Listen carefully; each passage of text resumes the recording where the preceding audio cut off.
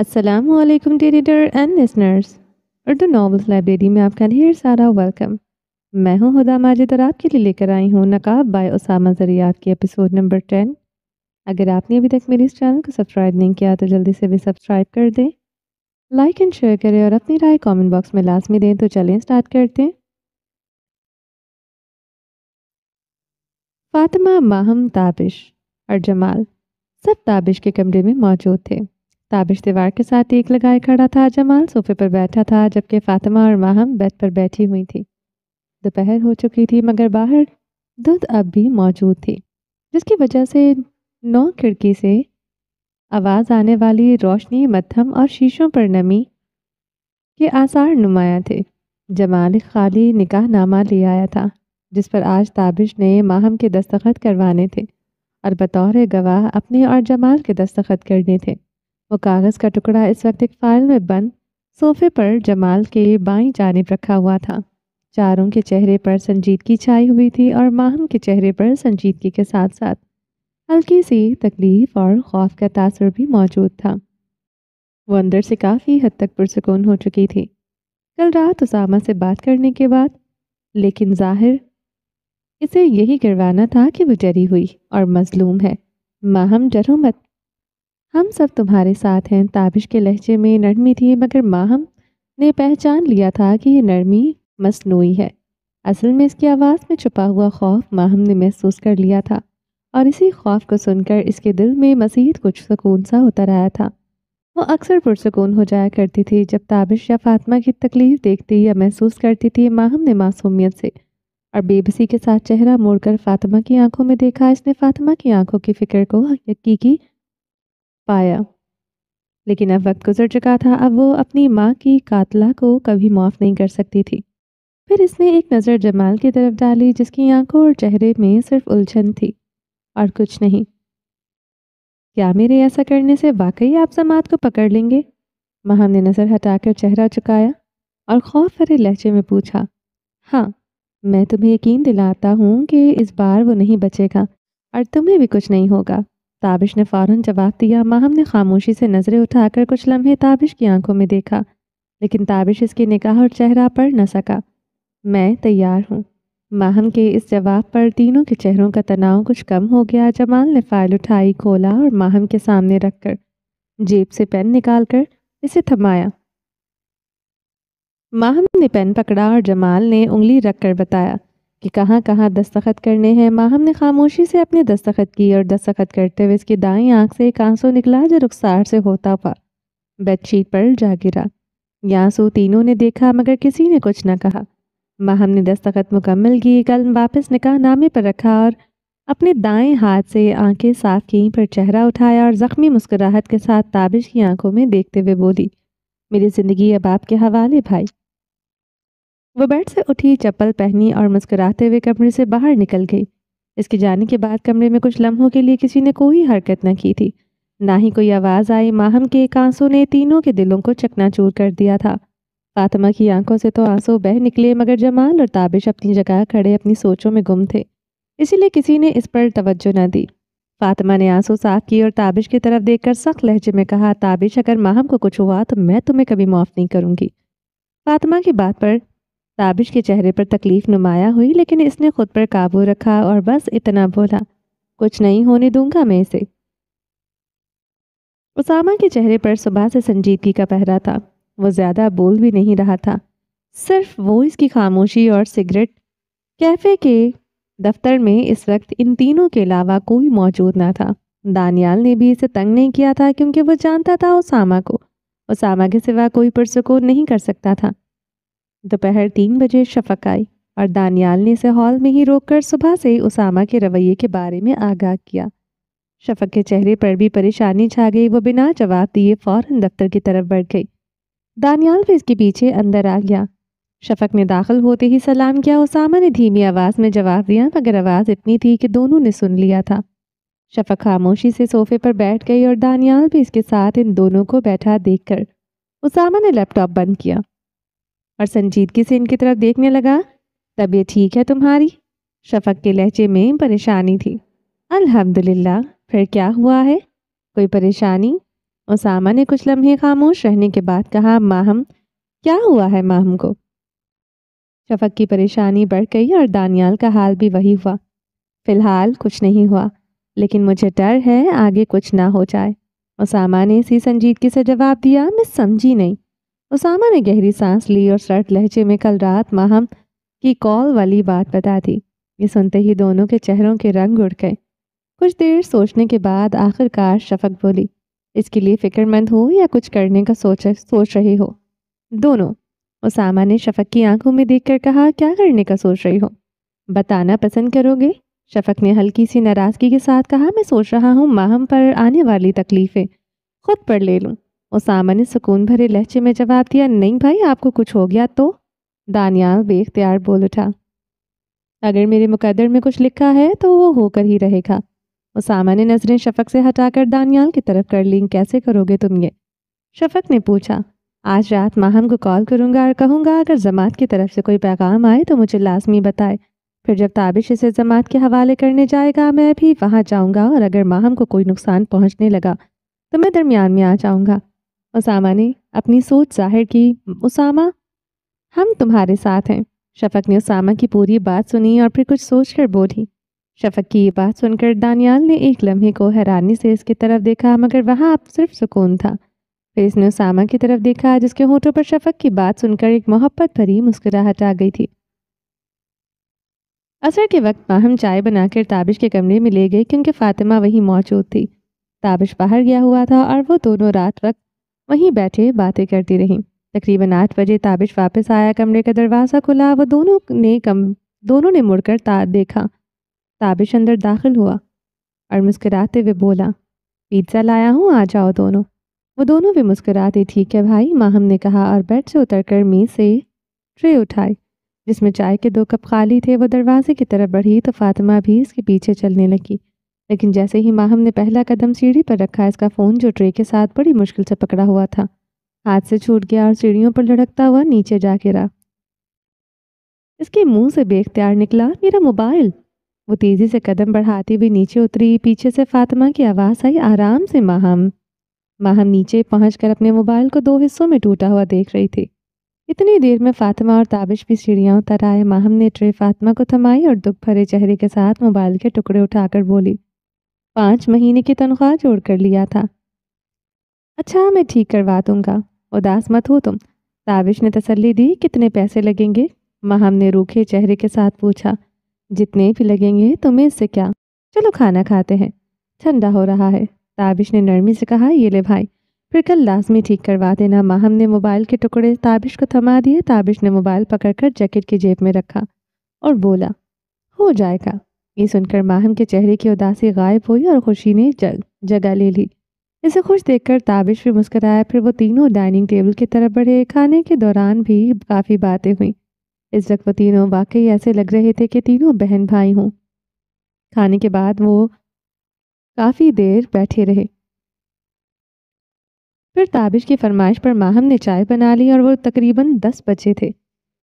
10 بجے تک بیٹھے باتیں کرتے رہے۔ وہ بچپن کی یادیں تازہ کر رہے تھے اور ماہم بس شکوے کر رہی تھی، لیکن دونوں مسکرا کر اس کے جواب دیتے رہے۔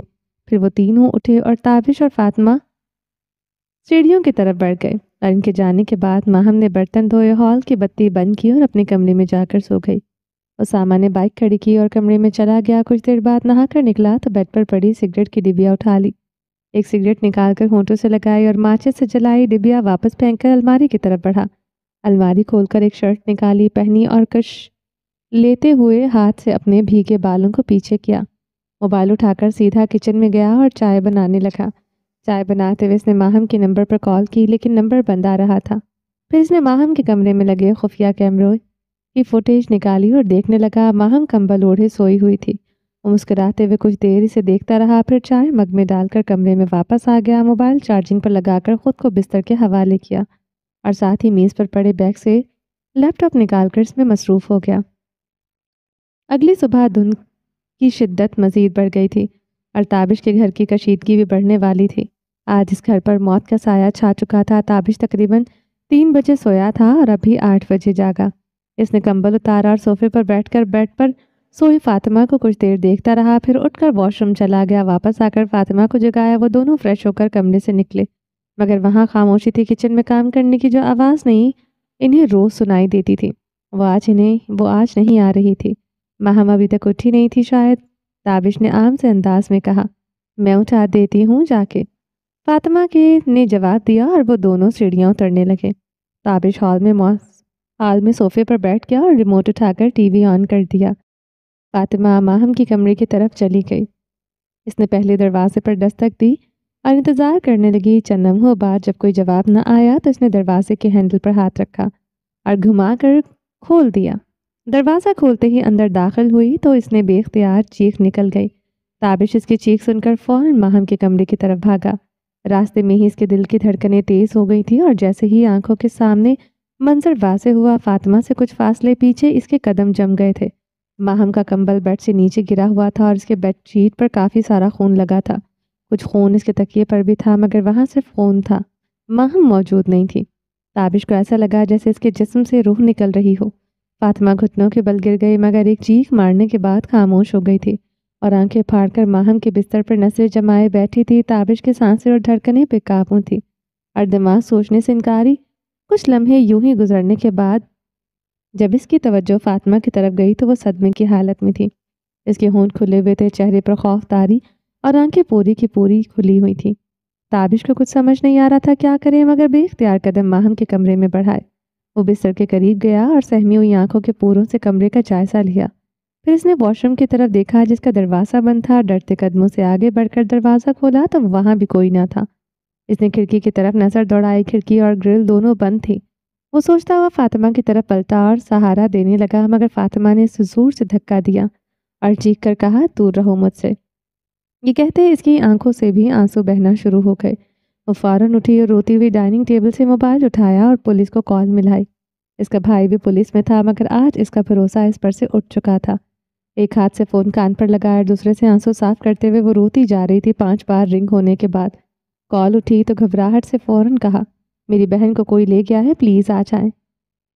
इसके बिस्तर पर खून लगा हुआ है और वो कमरे में नहीं है। फिर इसने रुहासी आवाज़ में घर का पता और ज़रूरी बातें बताईं जो पूछी गईं। कॉल काटने से पहले ही बस यही कहा, प्लीज़ जल्दी भेजें। ताबिश वहीं दरवाजे में साकत बैठा रहा, ज़मीन की तरफ देख रहा था। फातिमा ने गुस्से से इसकी तरफ देखा और ज़ोर से चिल्लाई, अगर माँ हमको कुछ हुआ तो मैं तुम्हें नहीं छोड़ूंगी।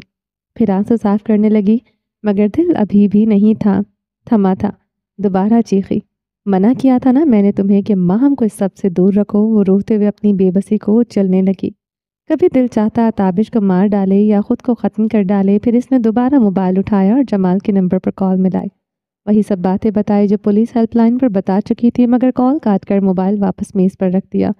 बाजू मेज़ पर रखकर सर दोनों हाथों में लेकर रोने लगी। कुछ देर बाद गहरी खामोशी टूटने को थी। करीब 20 मिनट के बाद पुलिस की गाड़ी का सायरन सुनाई दिया। वो जल्दी से दरवाजे की तरफ भागी। ताबिश अभी भी वहीं बैठा था और इसे कुछ समझ नहीं आ रहा था कि क्या करे। वो जान चुका था फिर से जमात से हार गया है, मगर नहीं जानता था कि ये हार अपनी थी या माहम के गायब होने की। कुछ देर बाद फातिमा तेज कदमों के साथ दरवाजे से वापस दाखिल हुई। इसका चेहरा अब संजीदा था। इसके पीछे एक इंस्पेक्टर और 3 सिपाही दाखिल हुए। फातिमा इन्हें माहम के कमरे की तरफ ले गई। जैसे ही इन्होंने ताबिश को वहां बैठा देखा, वो पहचान गई, मगर रुके नहीं। इन्हें अंदाज़ा हो गया था कि ताबिश की दूसरी बहन अगवा हुई है। इंस्पेक्टर के सीने पर रिजवान नाम की पट्टी लगी हुई थी। वो फातिमा को छोड़कर ताबिश के करीब आया और कंधे पर हाथ रखकर बोला, ताबिश हौसला करो, हम आ गए हैं, जल्दी तुम्हारी बहन को ढूंढ लेंगे।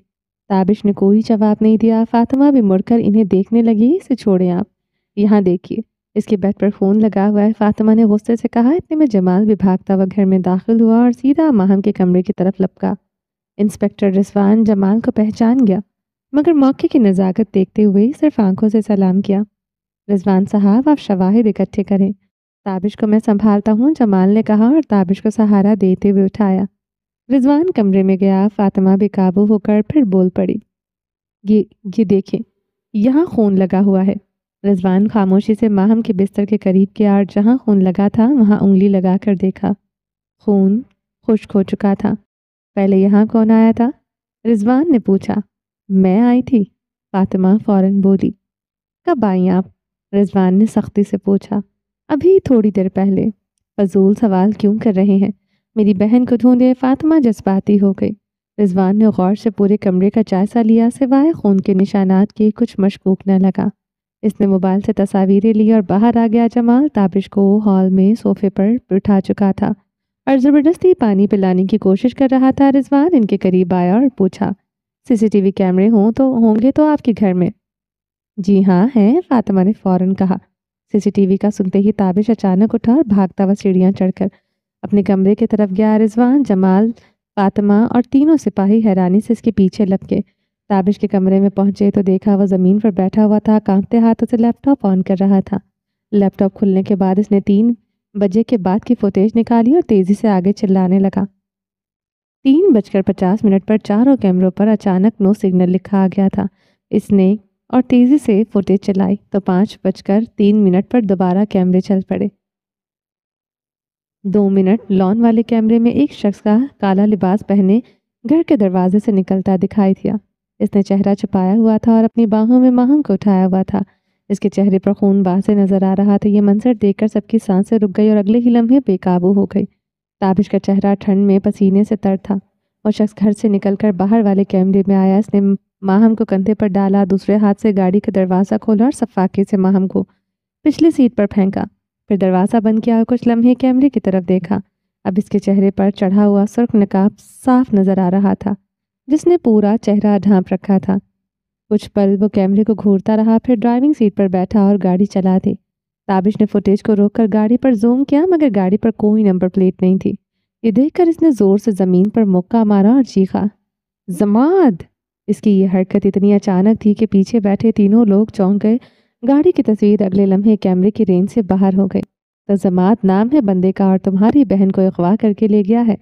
रिजवान ने फुटेज देखने के बाद खड़े होते हुए कहा। ताबिश ने कोई जवाब न दिया, लेकिन फातिमा वहीं बैठे गुस्से में बोली, जी, और अब इसे ढूंढें और जान से मार दें, क्योंकि मेरे भाई से तो ऐसा होगा नहीं। रिजवान के लबों पर एक खामोश मुस्कुराहट उभरी जिसे किसी ने न देखा। फिर पुरसुकून लहजे में बोला, इसके लिए हमें आपकी मदद दरकार होगी। जमाल और फातिमा तब तक खड़े हो चुके थे, लेकिन ताबिश अब तक लैपटॉप पर नजरें जमाए बैठा था। बताइए रिजवान साहब, मैं इब्तदाई जांच कर लेता हूँ, लेकिन ये मामला मुझे कुछ ज़्यादा ही उलझा हुआ लग रहा है। जमाल, आप FIR दर्ज करवा दें, फिर देखते हैं SP साहब ये केस किसे देते हैं। रिजवान ने सुकून से कहा, ठीक है, हम ऐसा कर लेंगे, आप बस मेरी बहन को ढूंढें जल्दी। फातिमा ने पूरी तवज्जो से सुनकर कहा, ऐसे केसेस में पहला शक तो घर वालों पर किया जाता है, लेकिन यहाँ आप दोनों भी इसी अगवाकार का शिकार हो चुके हैं, तो हम इस खून से इब्तिदा करेंगे। रिजवान ने गहरी नज़र फातिमा पर डाली। जो मर्जी करें आप, लेकिन जल्दी। फातिमा ने बगैर डरे कहा, मैं फॉरेंसिक टीम को इतला कर देता हूँ, वो आएंगे और इस खून की जांच करेंगे। फिर आप दोनों में से किसी एक के साथ DNA मैच करेंगे, ताकि पता चले ये खून वाकई आपकी बहन का है या अगवाकार का, या मैं कहूँ जमात का। रिजवान की नज़रें अब भी फातिमा के चेहरे पर थीं। फातिमा ने फैसला कर लिया था, अब जो भी हो जाए वो पीछे नहीं हटेगी। इसने तय कर लिया था कि वो वही गलती दोबारा नहीं दोहराएगी जो इसके मासी में हुई थी। जी, जमात ही नाम है इसका, वो ताबिश का दोस्त रह चुका है। अब वो माहम से बदला ले रहा है। किस बात का? रिजवान के चेहरे पर तजस्सुस उभरा और लहजे में भी नरमी आ गई। फातिमा ने गहरी सांस ली और बोली, इसने 1.5 साल पहले मेरे भाई ताबिश से मेरा रिश्ता मांगा था। इनकार होने पर वो गायब हो गया। दोबारा वो तब जाहिर हुआ जब ताबिश पर हमला हुआ। क्या मुझे इसकी कोई तस्वीर मिल सकती है? रिजवान का तजस्सुस बढ़ता जा रहा था। इससे पहले कि फातिमा या जमाल कुछ कहते, ताबिश सुनकर उठ खड़ा हुआ, अलमारी की तरफ बढ़ा। तीनों की नजरें इस पर जम गई थी। ताबिश ने अलमारी खोली और कुछ देर की कोशिश के बाद एक कागज़ का टुकड़ा निकालकर रिजवान के हाथ में दे दिया। वो जमात की तस्वीर थी। रिजवान ने तस्वीर पर गौर से देखकर कहा, इसे मैं तुम दोनों के साथ देख चुका हूँ, शायद देखा होगा। यकीनन ये हम दोनों का दोस्त था। जमाल ने जवाब दिया, इसका कोई बैकग्राउंड डाटा? रिजवान ने जमाल से पूछा। बिल्कुल अकेला था, यहाँ से कुछ दूर इसका घर है, लेकिन वो 1.5 साल से बंद पड़ा है। ताबिश पर हमले के बाद हमने छापा भी मारा था, लेकिन कुछ खास नहीं मिला। जमाल ने अब कुछ न छुपाने का फैसला कर लिया था। तो ये सारा खेल ज़ाती दुश्मनी की बुनियाद पर खेला जा रहा है। رضوان نے تابش کی طرف دیکھتے ہوئے کہا جی ایسا ہی سمجھ لیں۔ فاطمہ نے جواب دیا آپ کی بہن کے پاس کوئی موبائل تو ہوگا، مجھے اس کے کمرے میں نہیں نظر آیا۔ جی لیکن وہ کل سیڑھیوں سے گر کر ٹوٹ گیا تھا اور فی الحال تابش کے پاس ہے۔ فاطمہ نے تابش کی طرف دیکھتے ہوئے کہا چلیے میں کنٹرول روم کو اطلاع دیتا ہوں، گاڑی کی تفصیل بھی دے دیتے ہیں تاکہ وائرلیس پر کال چلاتی جائے اور ٹریفک کیمروں سے بھی چیک کیا جائے، شاید اس گاڑی کا سراغ مل جائے جس میں آپ کی بہن کو لے جایا گیا ہے۔ پھر ہاتھ میں پکڑی جماعت کی تصویر دیکھ کر بولا ان صاحب کی تصویر بھی بھیج دیتے، ساتھ ہی میڈیا کوریج تو اب لازمی آئے گی، فرق نہیں پڑتا بس ماہم مل جائے۔ صحیح سلامت، فاطمہ نے مضبوط لہجے میں کہا۔ تابش اب تک خاموش تھا، جماعت کا نام لینے کے علاوہ اس کی زبان سے ایک لفظ نہیں نکلا تھا۔ وہ لگاتار تیسری بار جماعت سے ہار چکا تھا اور ہر بار اسے گہرا نقصان اٹھانا پڑا تھا، پہلے اپنی عزت کا، پھر فاطمہ کی عزت کا اور اب ماہم۔ فوٹیج دیکھنے کے بعد تابش اندر ہی اندر تسلیم کر چکا تھا وہ یا کوئی جماعت کو نہیں پکڑ سکتا۔ آج تک وہ اپنے جرائم چھپا سکا ہے تو صرف جماعت کی وجہ سے، اور اب وہی شخص اس کی دنیا تباہ کرنے پر تلا ہوا ہے۔ جہاں تک ماہم کی بات تھی تابش مان چکا تھا۔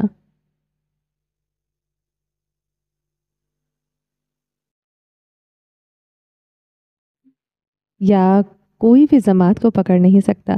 آج تک وہ اپنے جرائم کو چھپا سکا ہے تو صرف جماعت کی وجہ سے، وہ وہی شخص اس کی دنیا تباہ کرنے پر تلا ہوا تھا۔ جہاں تک بات ماہم کی تھی تابش مان چکا تھا اب ماہم یا تو مردہ حالت میں ملے گی یا پھر ایسی حالت میں کہ جینا موت سے بدتر لگے۔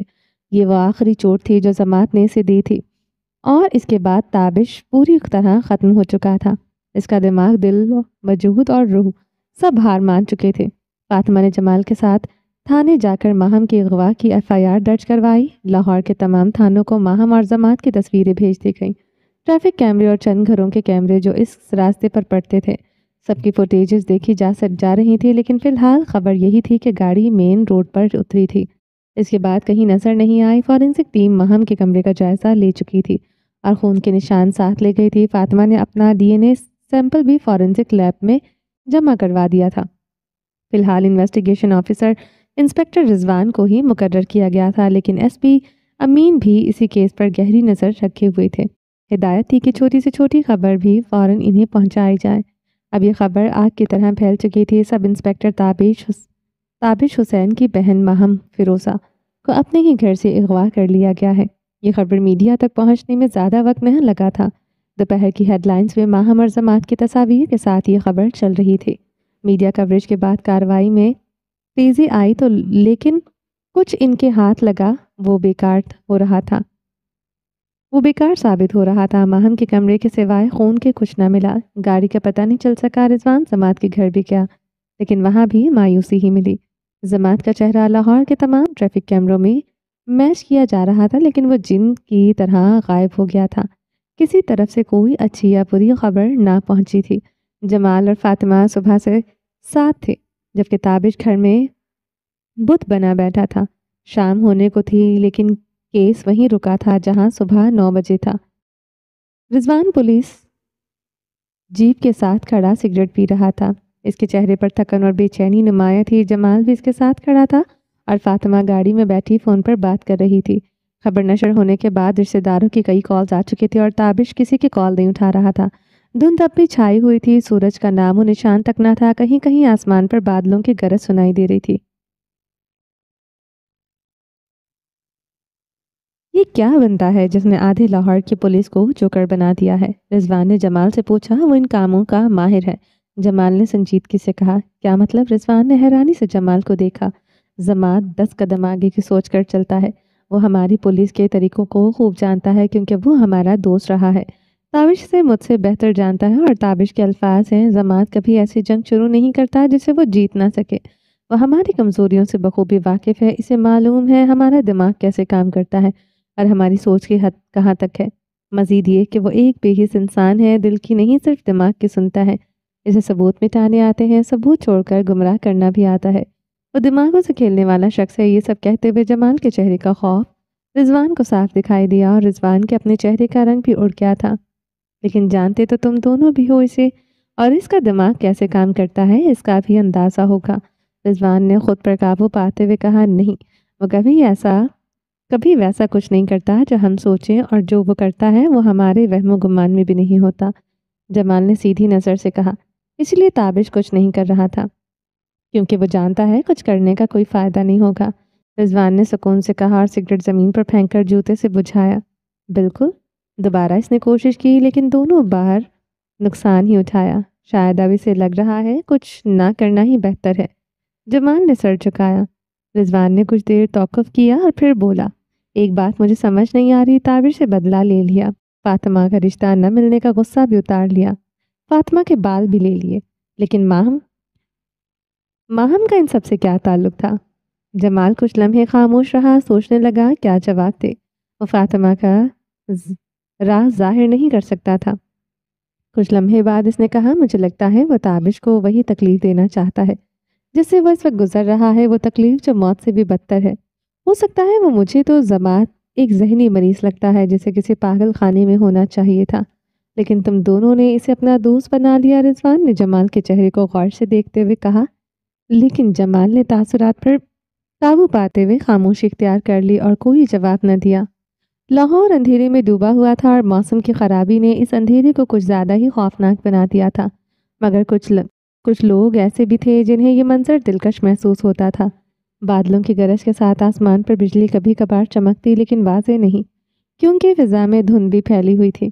اسی منظر سے لطف اندوز ہوتا انسپکٹر رضوان اپنی جیب کے بونٹ پر بیٹھا سگریٹ ہاتھ میں تھامے سوچوں میں گم تھا۔ اس کا دماغ پوری کوشش کر رہا تھا کہ ماہم کے کیس میں کوئی سراغ ہاتھ لگے، مگر صبح سے ہر راستہ بند ہو رہا تھا۔ اسی دوران رضوان کا فون بجا۔ اس نے جیکٹ کی جیب سے فون نکالا، اسکرین پر امین سر جگمگا رہا تھا۔ وہ فوراً سیدھا ہوا، کال کان سے لگا کر عاجزی سے بولا، السلام علیکم سر، میں اسٹیشن کے باہر کھڑا ہوں۔ ٹھیک ہے سر، میں ابھی آتا ہوں۔ کال کاٹ کر وہ بونٹ سے اترا، جیپ کی ڈرائیونگ سیٹ پر بیٹھا اور گاڑی سٹارٹ کر دی۔ دھند کی شدت کے باعث تیز چلانا ممکن نہ تھا۔ تقریباً آدھے گھنٹے بعد وہ ایس پی امین کے دفتر میں داخل ہو رہا تھا۔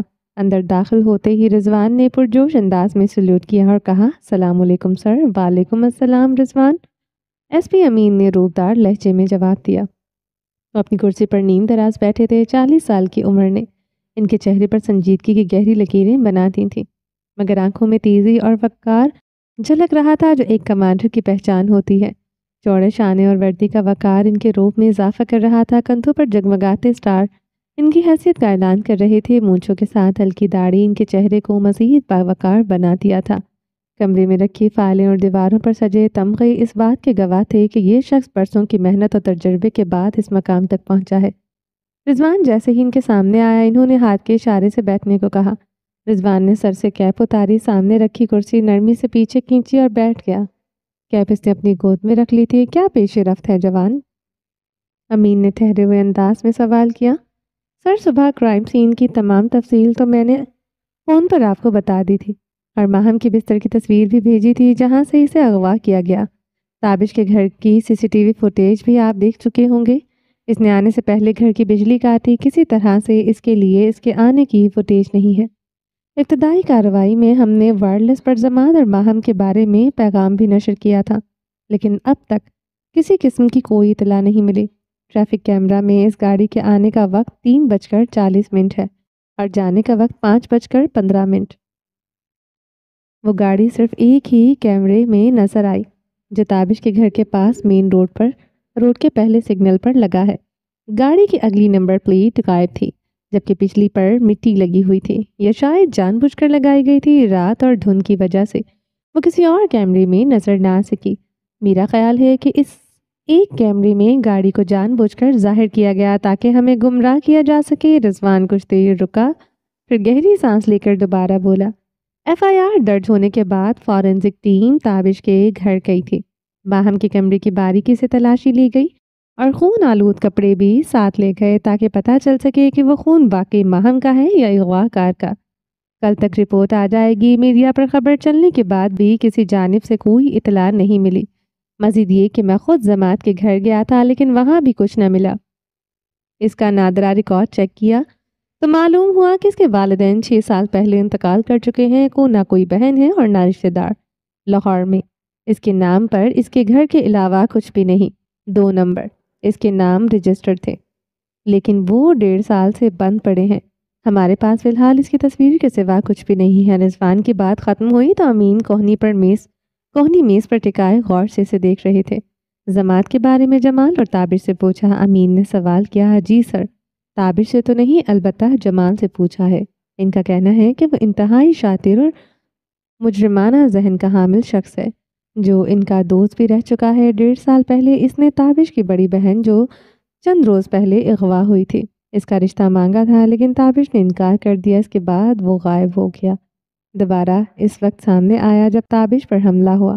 اس نے پورے خاندان کو نشانے پر رکھا ہوا ہے. شاید یہ اس کا آخری وار تھا کیونکہ اس کے بعد کوئی باقی نہیں بچا جسے نقصان پہنچایا جا سکے. رضوان خاموش ہو گیا.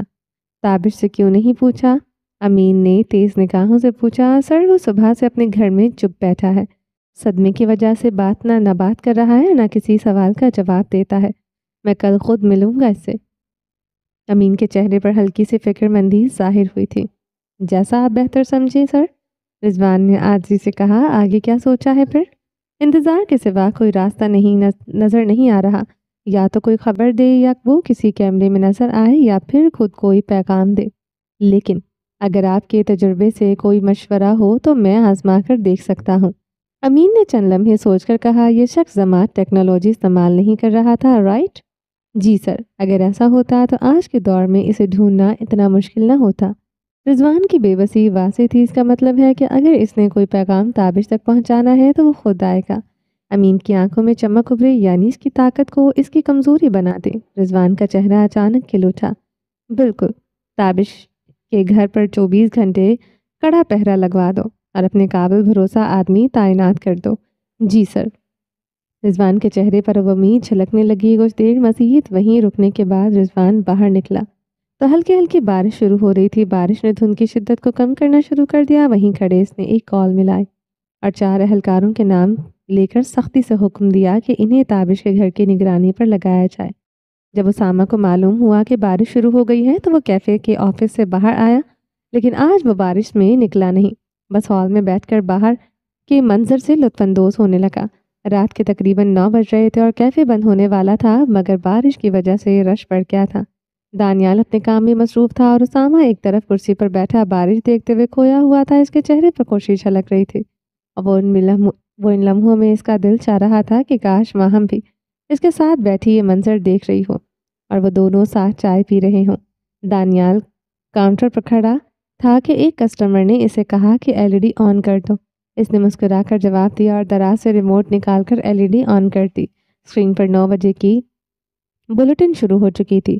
دانیال نے ریموٹ کاؤنٹر پر رکھا اور دوبارہ کام میں مصروف ہو گیا. چند لمحے بعد اس کے کانوں نے وہ خبر سنی جس نے اسے جگہ پر جما دیا. اس کا چہرہ مڑا اور نظریں LED پر ٹھہر گئی.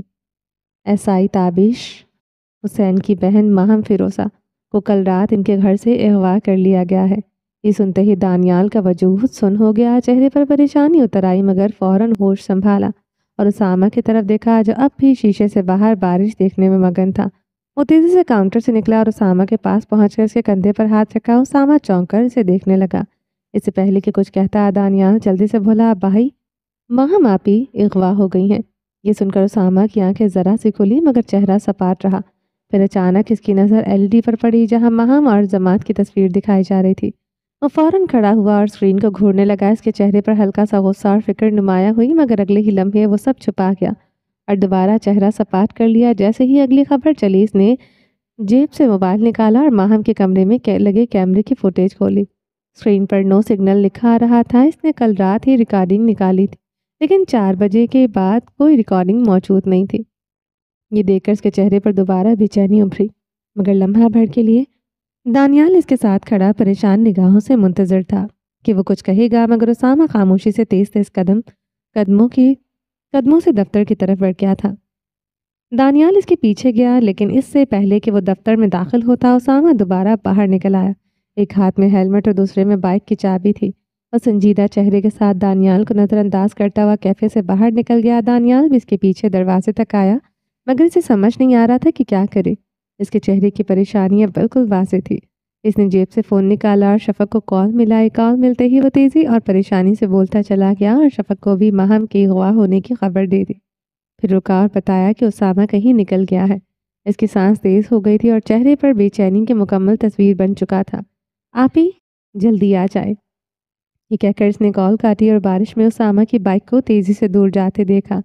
جمال کی گاڑی تابڑتوڑ بارش کو چیرتی ہوئی تابش کے گھر کے سامنے آ کر رکی۔ فاطمہ اور جمال دونوں نے جلدی سے گاڑی کے دروازے کھولے اور تیز قدموں کے ساتھ گھر کی طرف بڑھے۔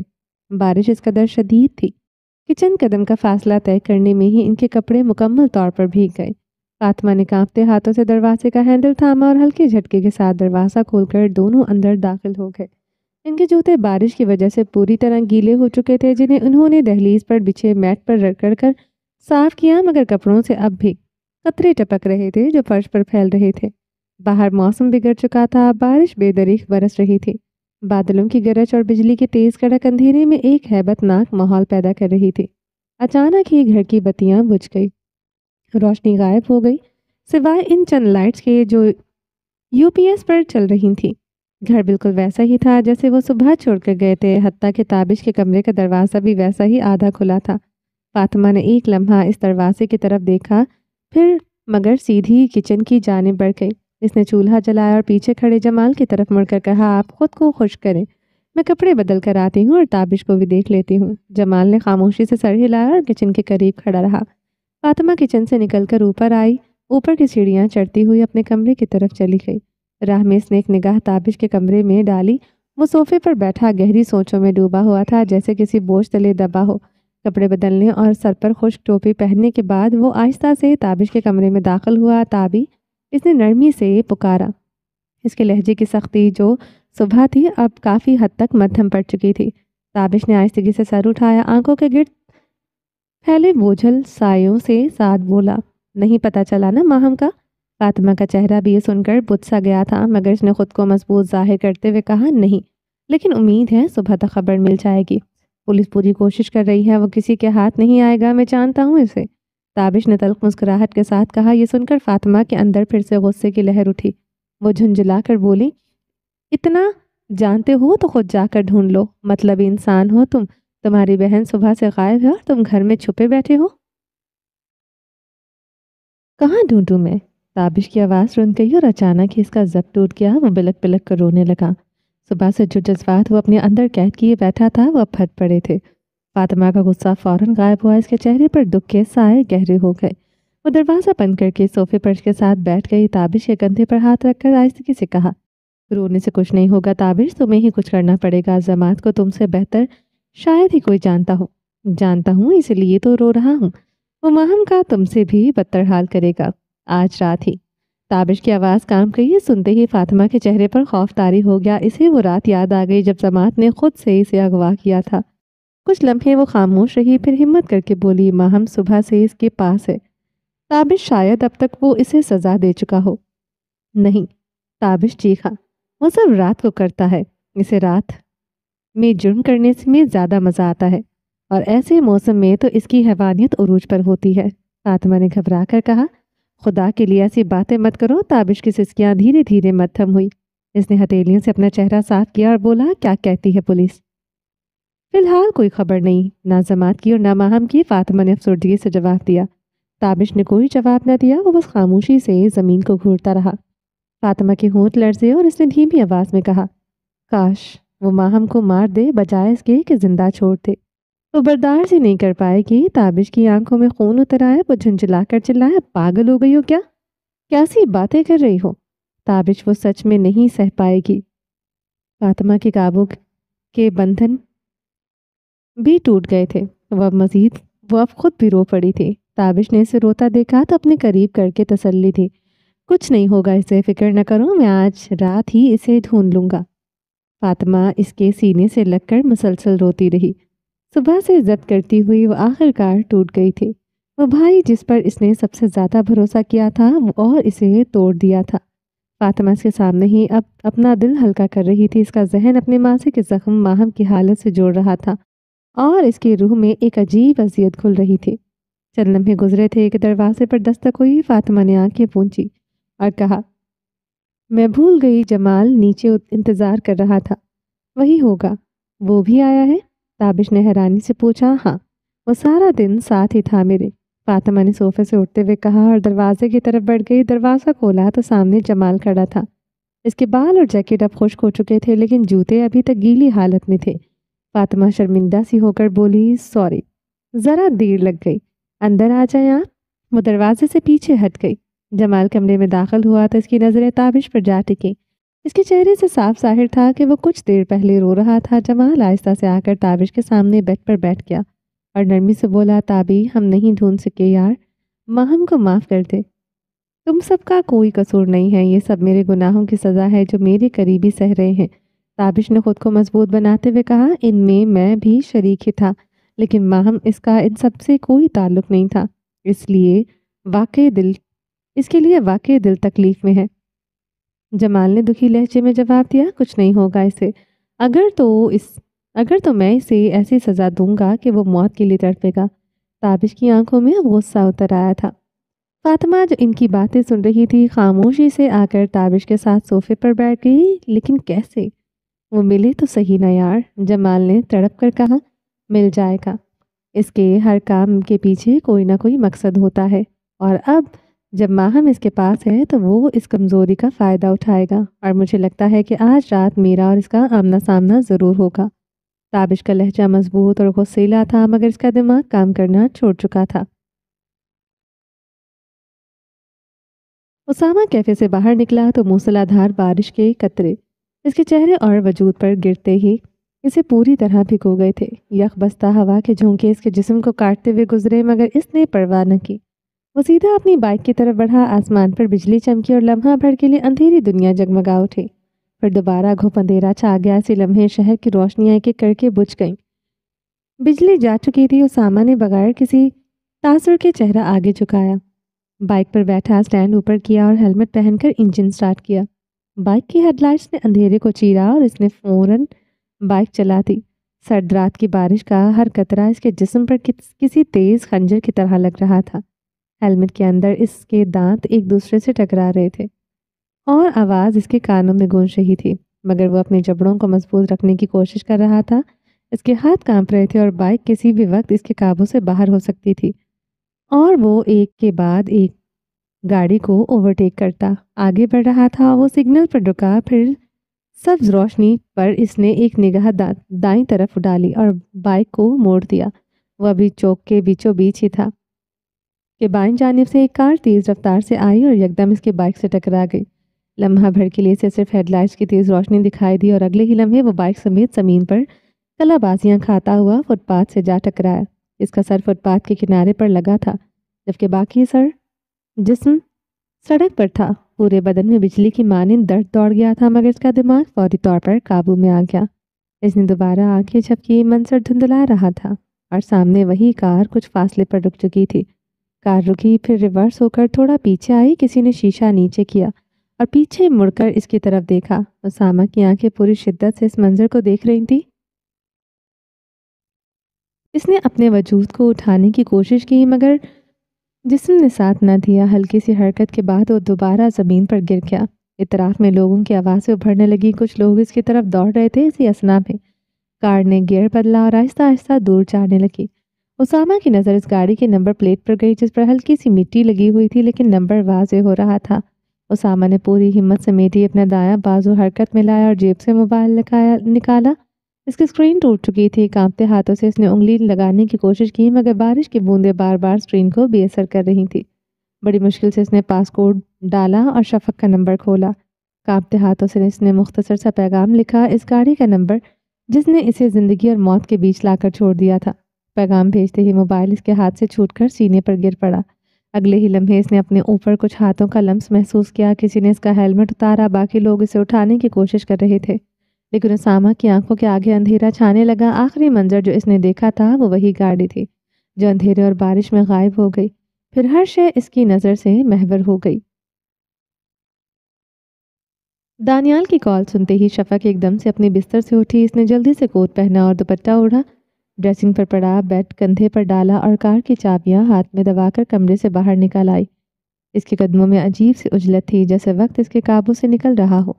سیڑھیاں اترتے ہوئے اس نے چپل کی زوردار آواز ہال میں گونجی۔ خاموش!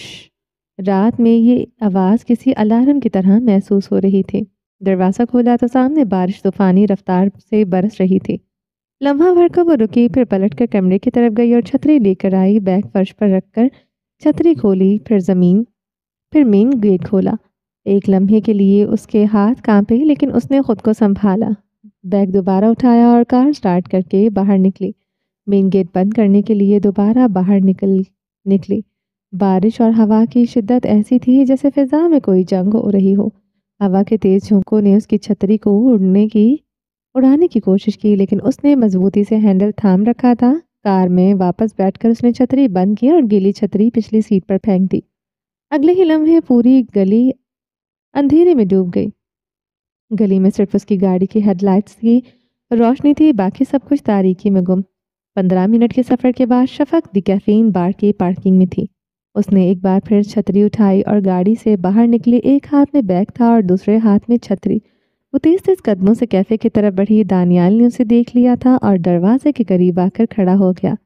شفق نے شرٹ کے نیچے پہنچ کر چھتری بند کی۔ اس پر جمی بارش کی بوندیں چھٹک دی۔ پھر دروازہ کھول کر اندر داخل ہوئی تو کیفے کا ماحول باہر کی بارش سے بالکل الٹ گرم اور محسوس ہوا۔ کہاں گیا اسامہ؟ شفق نے فوراً پریشانی بھرے لمحے میں دانیال سے پوچھا۔ پتہ نہیں، بس بائک لے کر نکل گئے۔ دانیال کے لہجے میں بھی گھبراہٹ تھی۔ اس بارش میں؟ شفق کے چہرے پر حیرت ابھر آئی۔ دانیال نے ایک سانس لی اور تفصیل بیان کرنے لگا۔ جی آپی، میں نے بھائی کو ماہم آپی کے اغوا ہونے کی خبر کا بتایا تو انہوں نے فوراً LED کی طرف دیکھا، پھر پریشانی سے موبائل نکالا اور ماہم آپی کے کمرے میں لگے کیمرے کی فوٹیج نکالی، مگر وہاں کوئی سگنل نہیں آ رہا تھا۔ پھر بھائی نے کل رات کی فوٹیج دیکھی، لیکن وہ بھی رات 4 بجے کے بعد سے موجود نہیں تھی۔ بس خاموشی سے مگر غصے میں آفس کی طرف گئے، ہیلمٹ اٹھایا اور نکل گئے۔ یہ سب کہہ کر دانیال خاموش ہو گیا۔ اس کا چہرہ کسی ایسے انسان کا نقشہ پیش کر رہا تھا جسے زمین کھا گئی ہو یا آسمان۔ شفق نے پوری توجہ سے اس کی بات سنی اور بولی، میں کال کرتی ہوں اسے۔ اس نے بیگ کی زپ کھولی اور موبائل نکالا۔ اسکرین روشن ہوتے ہی سامنے وال پیپر پر لگی اسامہ کی تصویر کے اوپر ایک نیا میسج کا نوٹیفیکیشن جھلک رہا تھا۔ شفق نے وہیں سے میسج پڑھا۔ ایک لمحے کے لیے اس کا چہرہ زرد پڑ گیا، رنگ بدلنے لگا۔ اس نے دانیال کے سامنے کچھ ظاہر نہ ہونے دیا۔ خاموشی سے اسامہ کے نمبر پر کال ملائی۔ چند لمحوں بعد کال اٹینڈ ہوئی تو شفق نے تیزی سے کہا، کہاں ہو اسامہ؟ جواب آیا، آپ کون؟ شفق کی سانسیں رک گئی۔ اس کے چہرے کی پریشانی اور بھی گہری ہو گئی۔ اگلے ہی لمحے اس نے آنکھیں پوری طرح کھل گئی تھی اور چہرے کا رنگ اڑ گیا تھا۔ اس نے لرزتی آواز میں پوچھا، کہاں؟ پھر کال کاٹ دی۔ شفق نے ایک ہاتھ ستون پر رکھ کر خود کو سہارا دیا۔ دانیال اس کے بدلتے رنگ دیکھ رہا تھا۔ اس نے بے اختیار پوچھا، کیا ہوا آپ ہی؟ وہ چند لمحوں کی خاموشی کے بعد شفق نے خود کو سنبھالتے ہوئے کہا، اسامہ کا ایکسیڈنٹ ہو گیا ہے۔ یہ سنتے ہی دانیال کی جان جیسے نکل گئی۔ باہر بارش کا شور بڑھتا جا رہا تھا، لیکن اس کے کانوں تک کچھ نہیں پہنچ رہا تھا۔ شفق کے ذہن میں اس شخص کے الفاظ گونج رہے تھے جس نے ابھی بتایا کہ اسامہ کو شدید حادثہ پیش آیا ہے اور اسے ایمبولینس میں ہسپتال لے جایا جا رہا ہے۔ وہ ایک شخص جو ان دنیا تھا، جس کی ذرا سی تکلیف تھی انہیں اپنی تکلیف سے بڑھ کر محسوس ہوتی تھی، وہ جس کی جان انہیں اپنی جان سے زیادہ عزیز تھی۔ اس کی خبر نے شفق اور دانیال دونوں کو جیسے بے جان کر دیا۔ ان کا دل تیز دوڑنے لگا اور دماغ سن۔ شفق نے خود کو سنبھالتے ہوئے کہا، چلو جلدی۔ اس نے تیز قدموں سے کیفے کا دروازہ کھولا۔ آنکھوں سے بہتے آنسو اب بے قابو تھے۔ دانیال اس کے پیچھے دوڑتا ہوا آیا۔ اس کے دل میں بس ایک ہی دعا تھی کہ بھائی کو کچھ نہ ہو۔ اس بار شفق نے چھتری نہیں اٹھائی، نہ اس میں ہمت بچی تھی، نہ بارش کی پرواہ۔ دروازہ کھولتے ہی ٹھنڈی ہوا کا جھونکا اور بارش کی بوندیں اس کے وجود سے ٹکرائیں، لیکن اس کے اندر جلتی آگ بجھ نہ سکی۔ چند قدم چلتے ہی وہ بارش کی زد میں آ گئی۔ آنسو اور بارش کی بوندیں اس کے رخسار پر ایک ساتھ بہہ رہی تھیں۔ وہ بھیگتی ہوئی گاڑی میں جا بیٹھی، کار سٹارٹ کی اور اس ہسپتال کی طرف رخ کر لیا جہاں بتایا گیا تھا کہ اسامہ کو لے جایا جا رہا ہے۔ اندھیرے میں ڈوبا شہر بھی انہیں اس خبر کی تاریکی سے زیادہ ہی روشن لگ رہا تھا۔ یہ 17 منٹ کا سفر خاموشی میں گزرا۔ دانیال نے ایک لمحے کے لیے بھی شفق کو نہیں کہا کہ گاڑی آرام سے چلائے۔ ان لمحوں میں انہیں اپنی زندگی یا موت کی کوئی پرواہ نہ رہی تھی۔ ہسپتال کے مین گیٹ پر شفق نے گارڈ کو ID کارڈ دکھایا۔ گاڑی اندر گئی تو وہاں پہلے ہی کئی گاڑیاں کھڑی تھیں۔ बारिश अब तूफान की शक्ल इख्तियार कर चुकी थी। वो दोनों गाड़ी से निकले और भागते हुए अस्पताल के दरवाजे की तरफ बढ़े। अंदर जाकर रिसेप्शन पर पूछा, अभी कोई एक्सीडेंट पेशेंट आया है? रिसेप्शन पर बैठे अमले ने कहा, ट्रॉमा सेंटर में पता करें। शफक ने फौरन ट्रॉमा सेंटर का रास्ता पूछा और इधर बढ़ गई। अभी वो दरवाज़ा खोलने ही लगी थी कि बाहर एम्बुलेंस के सायरन की आवाज़ आई। वो दोनों पलटकर देखने लगे। एम्बुलेंस बिल्कुल उनके सामने आकर रुकी। पिछला दरवाज़ा खुला और एक पैरामेडिक बाहर निकला। अगले लम्हे इसने स्ट्रेचर खींचा और उस पर लेटा हुआ वजूद जाहिर हुआ। शफक और दानियाल के कदम बेख्तियार आगे बढ़े। वो सामा था और उसके भीगे हुए बाल चेहरे पर बिखरे हुए थे। आंखें बंद, लेकिन तकलीफ के आसार उसके चेहरे पर साफ झलक रहे थे। उसकी जैकेट कंधे और कोहनी के पास से फट चुकी थी और नीचे खून ही खून नजर आ रहा था। उसका एक हाथ सीने पर था और दूसरा स्ट्रेचर पर ढीला सा पड़ा था। दोनों हाथ बुरी तरह जख्मी थे। बाएं हाथ की ऊपरी जिल्द उतर चुकी थी। उसकी पैंट घुटने से नीचे तक उतर चुकी थी और खून बह रहा था। उसका सीना झटके खा रहा था और वह मुश्किल सांस ले रहा था। यह मंजर देखकर शफक को खुद एक डॉक्टर भी थी मगर टूट गई। दानियाल के लिए तो ये सब नाकाबिले बर्दाश्त था। इतने में ट्रॉमा सेंटर का दरवाज़ा खुला और दो वार्ड बॉय स्ट्रेचर लेकर एम्बुलेंस की तरफ बढ़े। उसामा को फौरन अंदर ले जाया गया। अब उसके सामने उसामा का दूसरा पहलू था। चेहरे और गर्दन पर खून लगा हुआ था। दाएं बाजू के ऊपर का हिस्सा बिल्कुल उखड़ा हुआ था। गोश्त तक नजर आ रहा था। ये मंजर देखते ही शफक के आंसू मजीद तेज हुए और दानियाल भी रो पड़ा। वो दोनों लपक कर उसामा की तरफ बढ़े। शफक ने उसके सर पर हाथ रखा, बालों में हाथ फेरते हुए टूटे लहजे में कहा, उसामा। लेकिन वो आंखें बंद किए बेहोश ही रहा। वार्ड बॉय ने नरमी से इन्हें पीछे हटाया। दूसरे ने तेजी से स्ट्रेचर अंदर खींच लिया और उसामा को इमरजेंसी की तरफ ले गए। तकरीबन 11 बजे। बारिश थम चुकी थी मगर आसमान पर अभी भी घने बादल छाए हुए थे जिनकी वजह से चांद और सितारे ओझल थे। बिजली अभी तक बंद थी लेकिन ताबिश के घर में उसके कमरे की बत्ती जल रही थी। फातिमा कंबल ओढ़े ताबिश के बिस्तर पर बैठी हुई थी और ताबिश खुद कंबल लपेटकर सोफे पर टेक लगाए बैठा था। दोनों की आंखों में नींद तो थी मगर आंखें मूंदने की हिम्मत नहीं हो पा रही थी। ताबिश को बार बार यही वहम सता रहा था कि आज ज़रूर जमात आएगा और इन दोनों का सामना होगा। उसका जहन जैसे सोचने समझने की सलाहियत खो चुका था और वो इस गुमान में मुब्तला था कि जमात इतना बेवकूफ़ भी हो सकता है। जज्बातियत उस पर गालिब आ चुकी थी और अब उसके जहन पर सिर्फ एक ही ख्याल हावी था, जमात को ख़त्म करने का। फातिमा भी सोचों में गुम थी मगर उसके ख्यालात ताबिश से मुख्तलिफ थे। वो चाहकर भी अपने दिल से ये ख्याल न छटक पा रही थी कि जो हादसा इसके साथ पेश आया वही हादसा अगर माहम के साथ हो रहा होगा। ये सोच उसे तोड़कर रख देती थी। कभी खुद को समझाती मगर पलटकर अभी इन्हीं ख्यालों में डूब जाती जो इसे अंदर तक जख्मी कर रहे थे। कमरे में मुकम्मल खामोशी थी मगर उनके दिलों में तूफान बरपा था। सो जाओ फातिमा, ताबिश ने उसकी खुली आंखों पर नजर पड़ते ही नरम लहजे में कहा। नींद कहाँ आती है, जैसे ही आंखें बंद करती हूँ तो सामने माहम आ जाती है। न जाने वो बेचारी इस वक्त किस हाल में होगी। ये कहते हुए फातिमा की आंखों से आंसू बहने लगे। माहम को कुछ नहीं होगा, वो आज रात जरूर इधर आएगा। ताबिश ने ठोस लहजे में कहा, काश आ जाए। फातिमा ने हथेली से आंसू साफ किए मगर इसी लम्हे मजीद आंसू रुखसारों को भिगो गए। उसकी आवाज़ में दर्द था लेकिन वो दर्द अपने लिए नहीं बल्कि उस मासूम छोटी बहन के लिए था जिसे उसने सारी ज़िंदगी धुतकारा और आज उसी के लिए रो रही थी। ताबिश से फातिमा को रोता देखना बर्दाश्त न हुआ और उसने नजरें झुका ली। चंद लम्हे बाद फातिमा भरपूर फिर बोली। अब वो उसकी आंखों के आंसू थम चुके थे। ताबी, तुम्हें भी लगता है ना कि जमात हमें हमारे गुनाहों की सज़ा है? वो हमसे बड़ा गुनाहगार है। ताबिश के लहजे में गुस्सा झलका और फिर कमरे पर दोबारा खामोशी छा गई। कुछ देर बाद ताबिश ने कंबल एक तरफ किया, उठकर बिस्तर पर आया और फातिमा के करीब बैठ गया। फातिमा ने सवारिया नज़रों से उसकी तरफ देखा। ताबिश ने हाथ में पकड़ा पिस्तौल आगे बढ़ाया और बोला, पकड़ो इसे। फातिमा एक पल के लिए उलझी लेकिन ताबिश के चेहरे पर संजीदगी देखकर उसने आहिस्तगी से कंबल के अंदर से हाथ निकाला और पिस्तौल की गिरफ्त थाम ली। अब दूसरा हाथ इसके नीचे रखो, ताबिश ने इशारे से समझाया। फातिमा ने दूसरे हाथ की हथेली नीचे रखी और उलझे हुए लहजे में पूछा, अब? उंगली ट्रिगर पर रखो। ताबिश की नज़रें उसके हाथों पर जमी हुई थी। फातिमा ने उसकी हिदायत पर अमल किया। ट्रिगर पर कुछ महसूस हो रहा है? ताबिश ने अब उसके चेहरे पर निगाह डाली। हाँ, लग रहा है जैसे कोई पिन हो शायद। फातिमा ने अपनी उंगली देखते हुए कहा, इसी पिन के साथ ही ट्रिगर दबाओगी तो गोली चलेगी, वरना नहीं। ताबिश ने उसका हाथ से पिस्तौल लिया, मैगजीन निकाली, फिर चैम्बर से गोली निकालकर ट्रिगर दबाकर इसे समझाया। दोबारा पिस्तौल फातिमा को दिया और इसे भी वैसा करने को कहा। फातिमा ने भी वही अमल दोहराया और टक की आवाज़ के साथ ट्रिगर दब गया। अब ताबिश ने उसे मैगज़ीन डालने, पिस्तौल लोड करने और निशाना लेने का तरीका समझाया। मुझे क्यों सिखा रहे हो? फातिमा ने पिस्तौल वापस करते हुए पूछा। अगर मैं कभी ना हुआ तो जमात तुम्हारे सामने आ गया तो उसी वक्त गोली चला ली तुमने, इसीलिए सिखा रहा हूँ। ताबिश ने उसकी आंखों में देखकर कहा, तुम्हें लगता है मैं गोली चला सकूंगी? फातिमा ने एक और सवाल किया। जो उसने तुम्हारे साथ किया है बस उसे याद करना, गोली खुद ब खुद चल जाएगी। ताबिश ने पिस्तौल लोड किया और दोबारा सोफे पर जाकर लेट गया। फातिमा ने मज़ीद कुछ न कहा और वापस बिस्तर से टेक लगाकर बैठ गई। उसकी रात खुली आंखों और छत को तकते गुजरी।